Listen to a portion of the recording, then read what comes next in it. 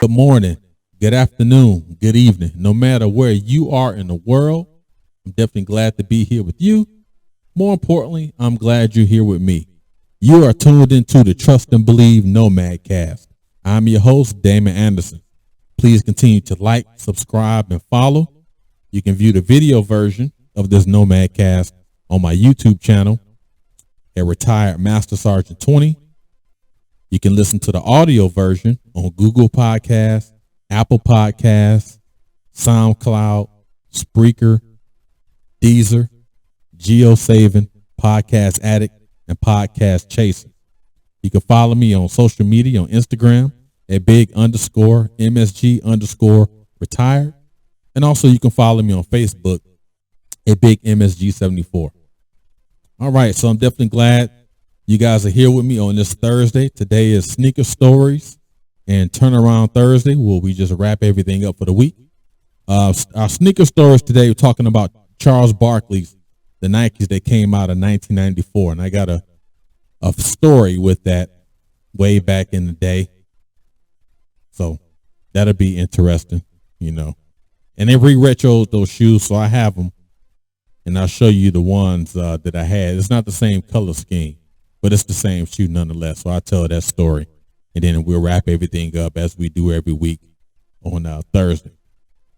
So today, for my opening remarks, I want to talk about supporting big box brand companies and supporting the local mom and pop companies.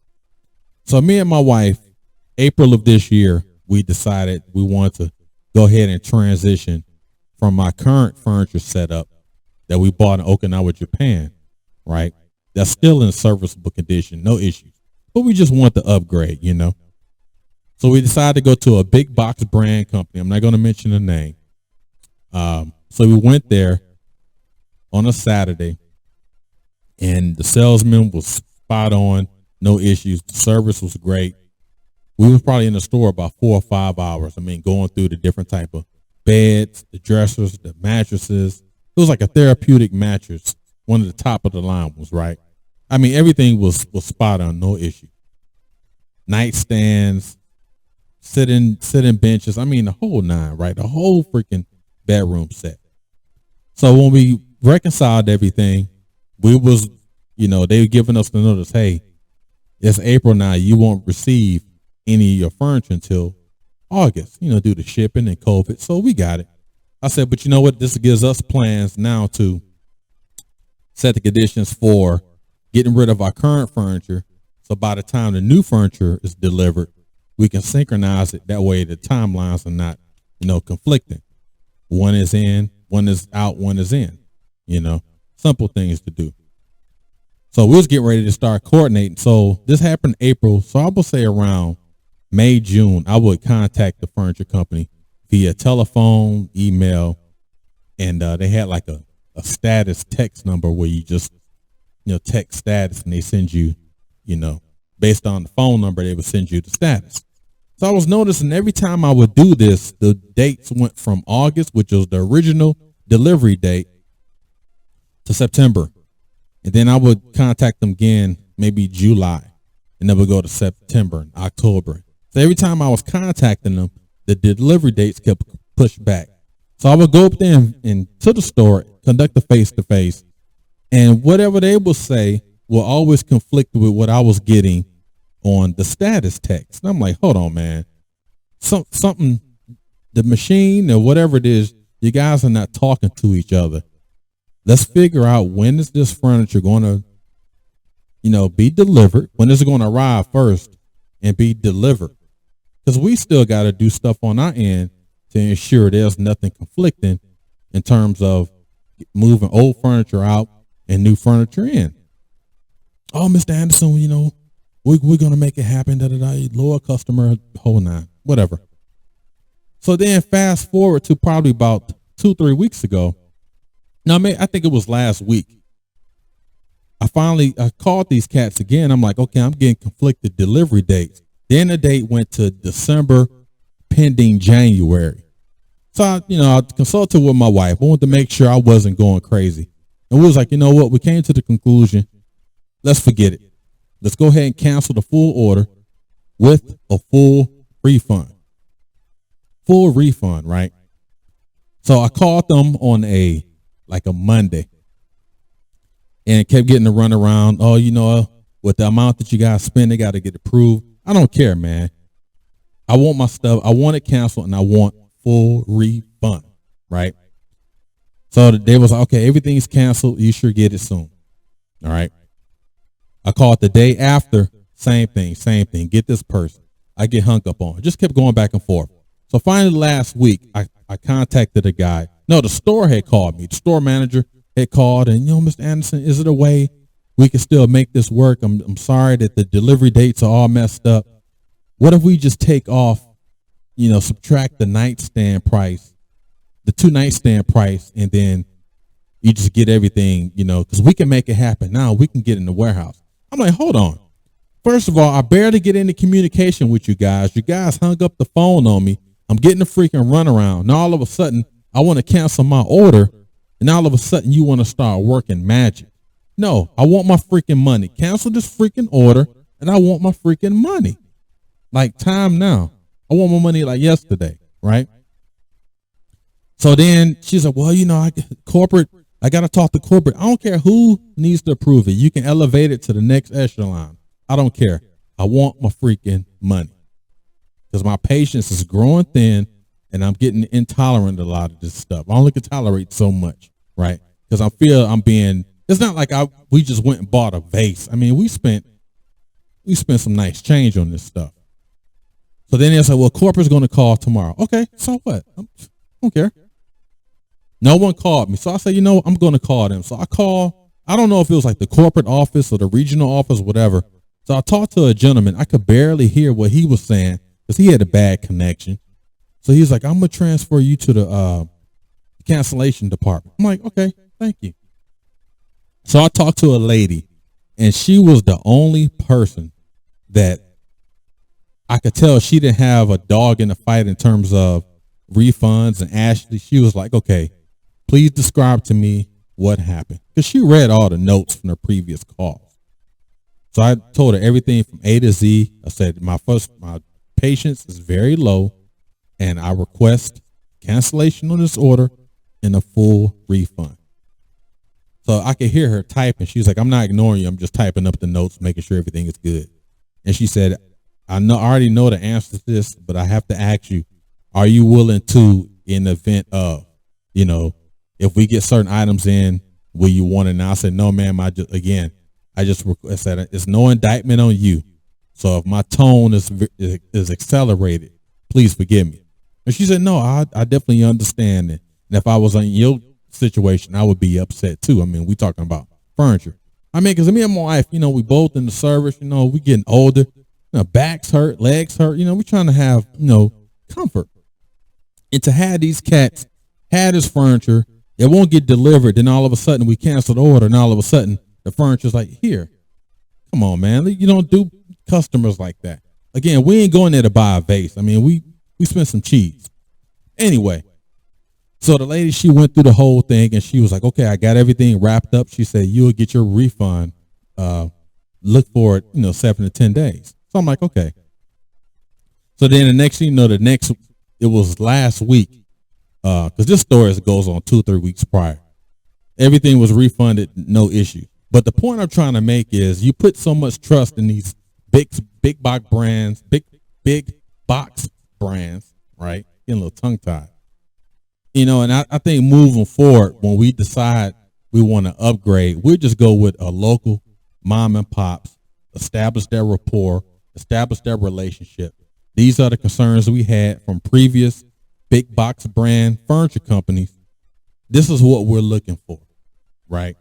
And if we find one, it may have to conduct a good deep dive and take a deliberate approach to get what we want. And I say, it's come to the point where now I'm more willing to give money and pay for services for the local home business or the local mom and pop store versus a lot of these big box brands. Because sometimes it's like you just another person.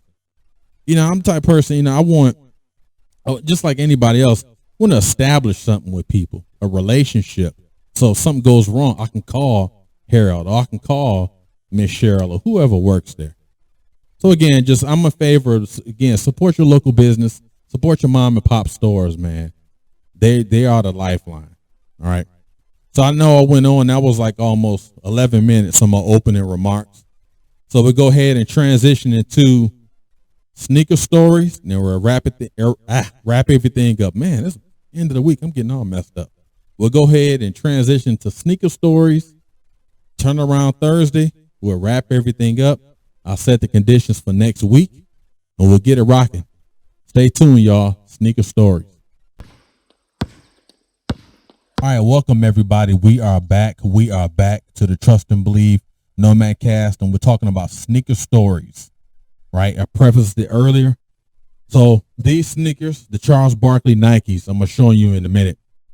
They were introduced in 1994. Remember, he was a member of the Phoenix Suns. He got traded from the Philadelphia 76ers. So these shoes came out in 94.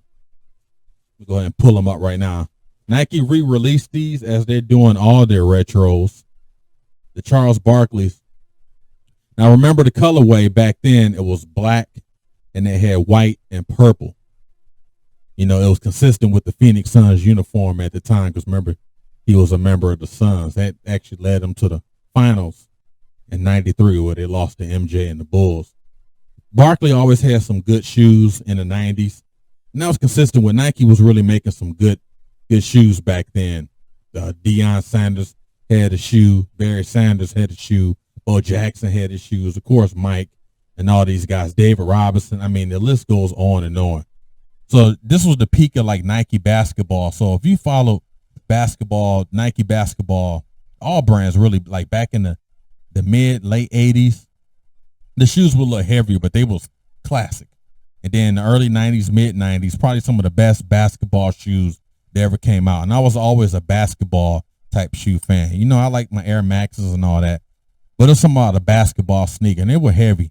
But I noticed the ones back then, they were a little heavier than these retros that got re-released. But nonetheless, we used the Barkleys. They came out in 94. So this actually story is about the year 1994. I was a Marine, had just graduated School of Infantry. Because Marine Corps, you go from boot camp to School of Infantry, and then you go to your school where you learn your MOS, which was mine was a 3051 warehouse supply. And my school, I got assigned to Marine Corps Logistics Base, Albany, Georgia. And they got a few other warehouse schools for the Marines scattered around, like Camp Lejeune, Barstow, California has one. And I think there's one at Camp Pendleton. But I went to Marine Corps Logistics Base, Albany, Georgia. And I remember getting down there. They was like, it's not Albany, it's Albany. I'm like, all right, Albany. Shout out to Albany, though. Some of probably the best catfish I ever had, you know. That's consistent with that whole southern region. Cats know how to make some freaking catfish, man.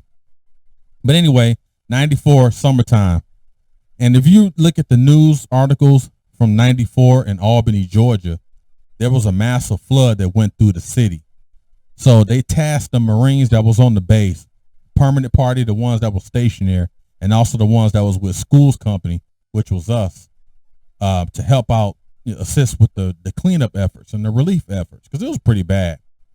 And so the local McDonald's pitched in and sponsored. They say, hey, for the Marines that's coming out to help out everybody in the city, Albany, you guys can get you'll get free Big Macs. You know, just come in, show you military ID, and you get a free Big Mac. So everybody's like, you know, it's a win, right? So people's going to do it. So we get the tasker came out, like I said, for the schools company. So there's everybody. So our gunny that was in charge of our class, he said every Marine will go assist with the efforts. I don't care if you're in school. I don't care if you're a permanent party. Everyone will go help. Understood, right? Except for this knucklehead. So it was like 4 or 5 Marines that was my roommates in the school. We was like, man, we ain't going to help them cats, man. It ain't our fault that the city was flooded. Now, remember, I'm speaking from a young 19-year-old Damon, of course, right? So immature, right? Was ignorant. So we was like, man, bump it, man. Let's go catch a cab and go to the mall, because with us being in the schools company, we weren't, by regulation, we weren't allowed to have POVs unless you was already there, unless you already had a vehicle. But, you know, I was coming out of state, so I didn't have one. And the guy that was in that class, he actually had a POV, and he was from Atlanta. But anyway, so they was like, hey, you know, you guys go help. So Gunny was like, every Marine will help with the effort. So we was like, man, saying to ourselves, bump that, we're going to the mall. So we caught a cab to the mall. I went and bought those Barkleys, the purple and black ones, right?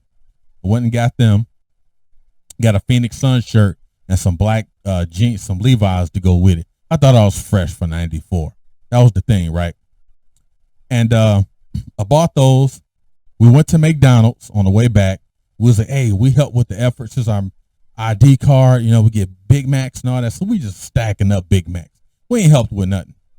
So by the time we got out the cab and back to the barracks, the rest of the Marines that was helping with the effort, they came back and they had mud all on them, and it was dirty, it was nasty, it's musty. You know, they've been out there making like 500-600 sandbags. We was tasked to build sandbags while the other folks that was actually stationed there, they would lead like transportation efforts. The engineers would help, you know, with the dirt and all that.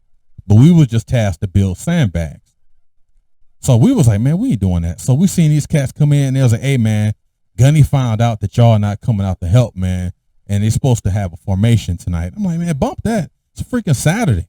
You going no formation? Okay. So the duty came by. I was like, hey, all y'all Gunny gonna have a formation tonight at 1900. Y'all better be there. So right now that's like almost like 1700. So we mess around. So we end up getting dressed, showering, everything. So we was like, okay, once this formation's over, we breaking out, man. We're going to go wherever, and then we'll hit the club afterwards, right? So we thought. So we all in formation, right? We locked in. It was like the formation was 1900. So we got down to the parade deck like at 1845, 645.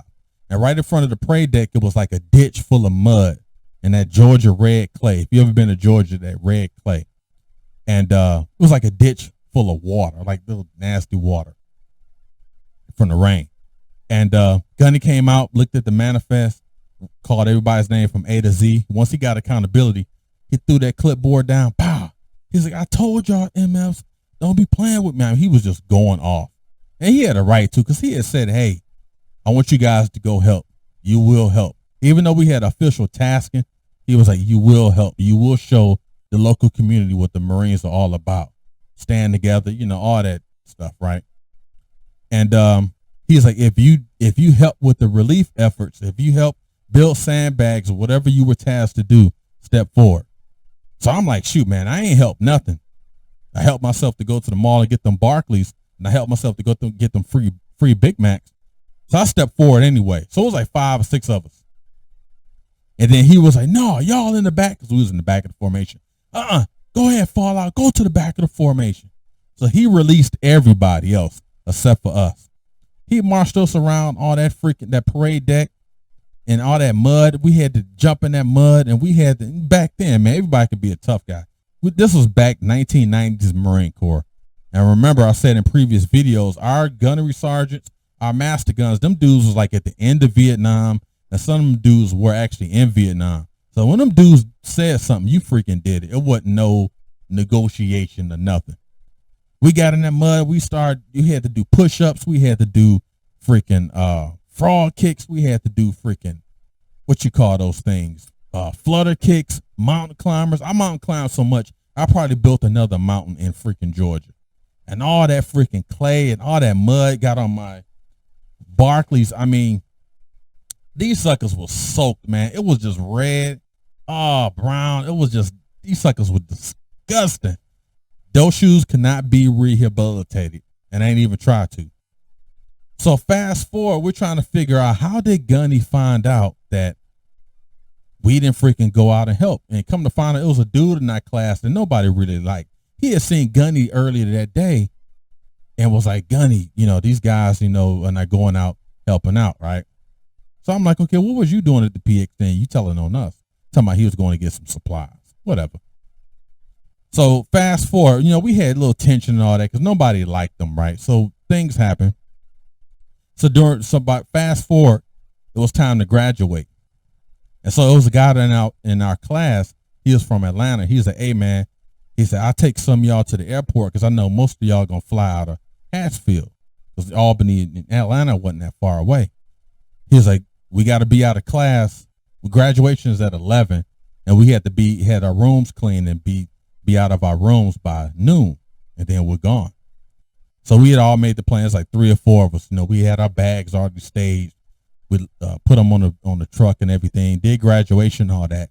So this dude that ended up snitching on us and told on us that we wasn't freaking going to help, right? And Gunny got us out there in that freaking mud, getting dirty and nasty. My shoes all jacked up, and I threw them suckers away. There's no way those things could have been rehabbed. Probably some of the trash collectors that was contracted on base, they probably took them and did whatever they did with them. And the guy that was a snitch, he was like, "Hey, I want to put my bag. I heard y'all going to Atlanta to the airport. I want to put my bag on y'all vehicle." So the dude was like, "Man, I don't care." And I was like, "No, bump that, man. You freaking told on us, man. Got us in trouble. I ain't forgot about that." And so, we had words and all that. So the dude ended up putting his bag on the vehicle. He had 2 big old freaking bags. So the bags on the vehicle, and then he had left. I don't know where he went. So we sitting around, we waiting after graduation. So the dude that was taking us to the airport, he was like, "Hey man, I gotta go, man." And all of us had flights. Like I was taking my flight from Atlanta to Detroit because I was going home on leave, and then after leave I would go to my first duty assignment, which was Yuma.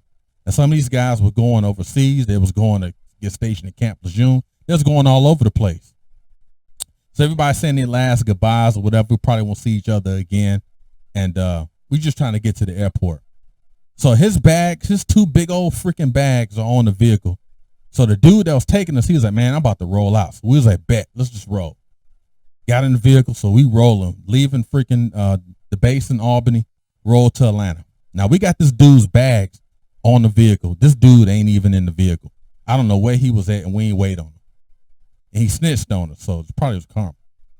So we finally get to freaking Hatfield, and we all freaking Hatfield. So we finally we got in front of the Delta departure area. So we all got out, and we took his big old bags, threw them on the ground. Blah, blah. He had 2 of them. So the sky cap was like, "Hey, what are you guys doing? Whose bag is this?" I said, "Sir, we just graduated from school, from the Marine base in Albany." I said, "We're bringing our Marine friends. We're bringing his daggone bags. He's behind us in another vehicle, but he's going to park, and he's going to end up picking these bags if these are his." So nowadays you can't leave no bag out there, but back then, it was what it was. So the dude was like, "Okay, cool." Next thing I know, I'm on a plane going to Detroit. Then next thing you know, after leave, I'm in Yuma. So long story short, I don't know where this dude is at. He could have ended up getting kicked out the Marines. Don't know what happened to him. Could have been a gunny, master guns, or whatever. But I just know one thing. He wasn't in that vehicle that day when we went to Atlanta because he snitched on us. But then it was karma. It probably was karma for him because he shouldn't told on us, and we ended up getting in trouble. But then it was karma on me because I should have been out there helping some of the locals out in town, with the flood. And I'm going to buy freaking Charles Barkley Nikes. So at the end of the day, I think we was all wrong, right? I would never forget that story, especially when it was like, "It's Albany. Y'all Yankees come down here and mess up the words. Albany, New York, you actually say Albany, but the one in Georgia, you say Albany." Good times, man. So that was 1994, summer 1994. My sneaker story, talking about the Charles Barkleys, right? All right, so we're going to go ahead and transition into Turnaround Thursday, wrap this week up, set the conditions for next week, and keep it locked. The Trust and Believe Nomad Cast. See you in a bit. Turnaround Thursday. All right, everybody, welcome back. Welcome back. The Trust and Believe Nomad Cast. I'm your host, Damon Anderson. We're going to transition into Turnaround Thursday, again, our weekly wrap-up show. Talk about everything that we did during the week, and then we go ahead and set the conditions for next week. All right, so Monday's mental combat here on my show notes. We talked about being stationary, being static, no mobility, no modularity, just being stagnant. So I just want to make sure when I was talking about this, I was talking from the lens of Damon Anderson during my time. Every time we made transitions throughout our career, I mean, we essentially had to, because the military only keeps you in certain spots for so many years, for some people anyway. But this goes to everybody, no matter your occupation, your situation, whether it's dealing with relationships, your finances, your careers, or whatever. At some point, you become stagnated and you get comfortable. At some point, you become stationary and you get comfortable because you feel obligated to be around the folks that maybe you grew up with or what have you. Sometimes we have to be uncomfortable to get comfortable. And again, I'm not telling you a lot of this stuff. I'm telling you this stuff because I've been through it. We've been through it as a family, as an individual. And it can be very challenging. But at the end of the day, that's what it's about. What is the old saying about the sea? There was like a calm sea never makes a good sailor, something to that effect. Sometimes there's challenges in life, and if you want to continue to be stuck and stationary, you can't complain and say, woe is me, I'm never moving. I'm never moving up in that corporate ladder. I'm always going to be this person. I'm always going to be that. We have to find ways to migrate, to advance vertically and do things to enhance our quality of life, enhance our family's quality of life, enhance our mental state, our physical state, our family's well-being. That's the whole point of, not being stationary. Now, there may be some times where you may have to just kind of sit tight and things will happen, but, you can't sit tight for 15 years making French fries. If a person chooses to do that, that's fine, but the 15 years that you're making fries, are you becoming the person that's in charge of the person that's making fries? Are you the person that's in charge of the person, and you just elevate it? But if you just still there doing the same thing you did when you first got hired to the 10 years later, and you're still doing the same thing with no advancement, stationary. Choose your battles, right? All right, on Tuesday, talking on a Tuesday, we talked about, do we really miss the old school? And that was really fun. When I was making my show notes for talking on a Tuesday, I was telling my wife earlier, I said, I think I want to make that a 2-part. So I think on the next Tuesday, on talking on the Tuesday, I'm going to make that part 2 and come with 4 more categories, maybe even more. Because I think that's something that was kind of fun. I think we can really conduct a deliberate deep dive in that and talk about other things. How, we talked about the technology. We talked about the occupation. We talked about the lifestyle. We talked about the travel. But there's so many other things that we could talk about as it relates to the old school. And do we really miss it? Again, as I stated early on Tuesday, I am one of those guys that is a proponent of, man, back in the day, but at some point, do you really miss a lot of these things? A lot of it is a revisionist history. You remember all the good things about it. We don't remember that struggle. So yeah, I think I'm gonna make that a part 2. So on the next talking on a Tuesday, there's gonna be part 2 of do we really miss the old school, and we're just kind of dive deeper into that, because that was really a fun topic to talk about. I really enjoyed it. Yesterday, way back Wednesday, I told the story about my 1986 Buick Regal catching on fire in Phoenix, Arizona, 1995. I bought the car in 94. It burned up in 95, and I didn't pay the freaking insurance on it. The car burnt up. The fireman said, well, at least you got insurance. I kind of laughed and looked at my Jordan 10s. I said, well, I'm kind of wearing my insurance. I was such a knucklehead. I was ignorant, conceited and all that, so goodbye to that 86 Buick Regal. That was a good car, man. But that was my way back Wednesday story. Again, the majority of these way back Wednesdays will be military related, and then I'll start going into deeper things as it relates to my life and family and everything. But again, we're just having fun with all this. And then today we talked about my sneaker story when I was a student at the Marine base in Albany, Georgia. Talking about the Barkleys that came out of 94 and we was tasked to help with the relief efforts because there was a flood through Albany, Georgia in the summer of '94. I didn't help. I went to the freaking mall, bought these freaking Barkleys, right? Ended up getting told on, got in trouble. My shoes got messed up, couldn't rehab them. They was done. And then the dude that told on us, we ended up misplacing his luggage at the airport. Don't know what happened to him. That was 27 years ago. So again, it was karma on both sides, right? So that was our weekly wrap up. Monday mental combat, talking on a Tuesday, way back Wednesday, sneaker stories on a Thursday, and turnaround Thursday. So I just want to set the conditions for next week. Next week, myself and my family will be going on a vacation because fall break is happening. So I will not be recording any content for next week. I use that time so us as a family can kind of reset. The kids going to school and wife at work and everything. So we're going to use that time to kind of just relax a little bit.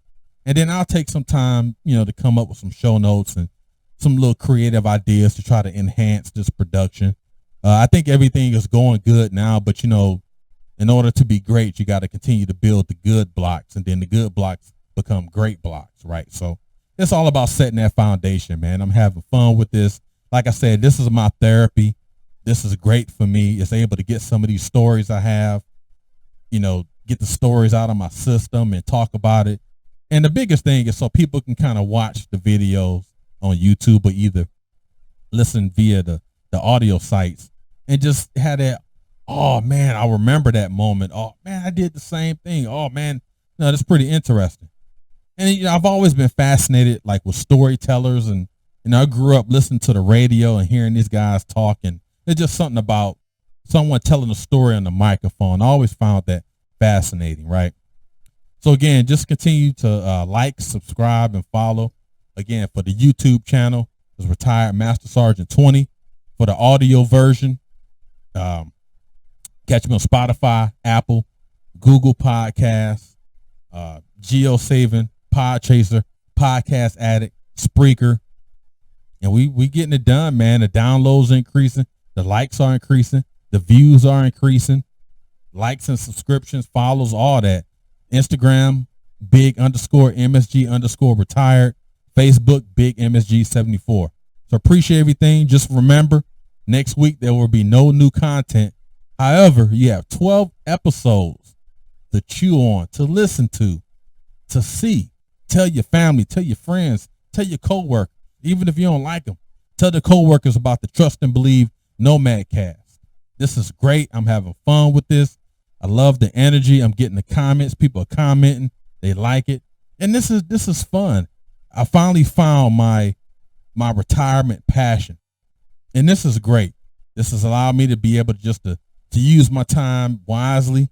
Instead of taking naps during the day, I can drop my son off and I can come down and do my production, do my show notes, edit the material. So this is great. This is therapy for me. So again, appreciate everything. Remember, next week, no new shows. The next new show will be October 11th, which is on a Monday. And so you know what Monday is. Monday Mental Combat. We get things going. If you're taking a vacation, be safe, be sound, protect your family, protect yourself. If you're not going on vacation during fall break, continue to dig in, lean forward, fight. Don't be stationary. Peace and love. See y'all October 11th. The Trust and Believe Nomad Cast. Signing off.